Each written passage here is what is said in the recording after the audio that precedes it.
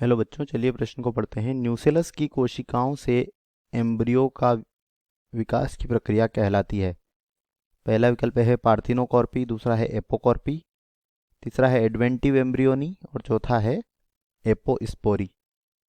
तो हमें यहाँ पर प्रश्न पूछा गया है कि जब न्यूसेलस की कोशिकाओं से भ्रूण का विकास होता है तो इस प्रक्रिया को क्या कहते हैं।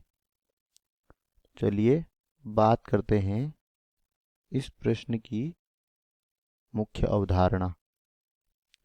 और बच्चों, जब न्यूसेलस यानी कि जो बीजांड काय होता है, जो कि भ्रूण कोश जिससे पोषण प्रदान करता है, इस न्यूसेलस की कोशिका से जब भ्रूण का विकास होता है, यानी कि इससे जब एम्ब्रियो बनता है, तो इसे कहा जाता है एडवेंटिव, क्या कहते हैं, एडवेंटिव एम्ब्रियोनी या अपस्थानिक भ्रूणता इसे कहा जाता है। और इसके उदाहरण की अगर हम यहाँ पर बात करें कि किसमें पाया जाता है, तो बच्चों आम और प्याज में यह उपस्थित होती है। तो यहाँ पर बात करें अगर विकल्पों की, तो पहला है पार्थिनोकॉर्पी।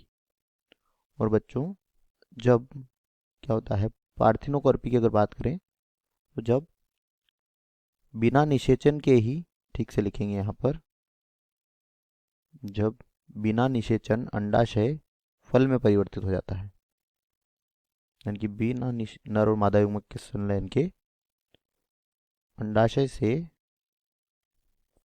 फल बन जाता है, तो इस प्रक्रिया को कहा जाता है पार्थिनोकॉर्पी।